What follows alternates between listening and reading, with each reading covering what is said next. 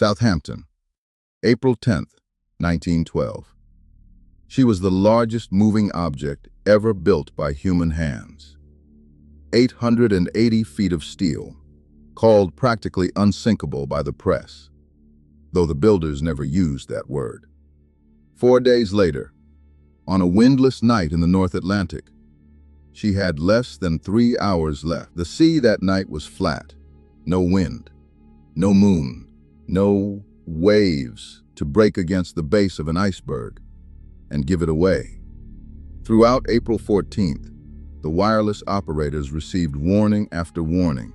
Ice, ice ahead, at least 6 messages. But the operators were busy sending passenger telegrams to Cape Race, and the most important warning of all was never carried to the bridge.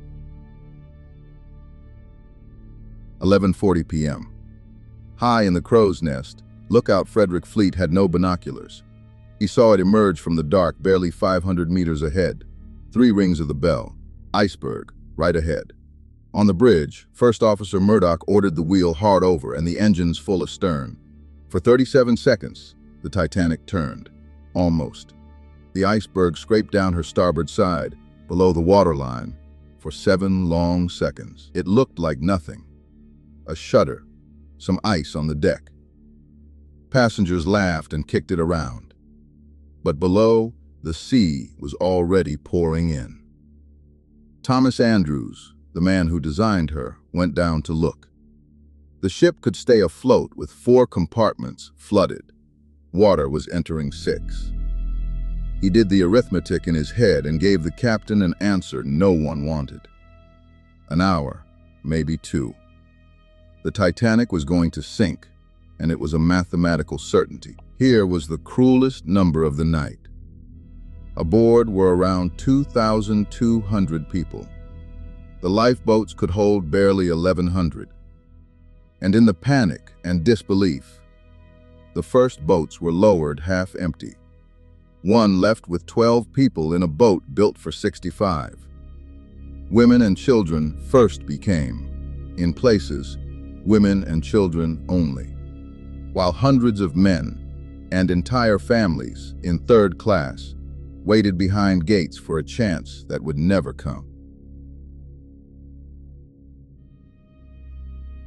At 12:45 a.m., the first distress rocket climbed into the sky and burst white over the water. Then another. On the horizon, the lights of another ship, the Californian, sat still. Her wireless operator had gone to bed. She never came. 58 miles away, the Carpathia turned and ran her engines past the red line through the same ice field, racing for a position she could not possibly reach in time.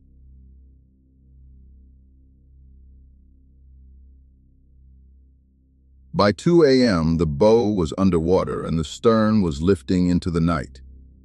The band, they say, was still playing. At 2:18, the lights blinked once and went out. The hull tore in 2.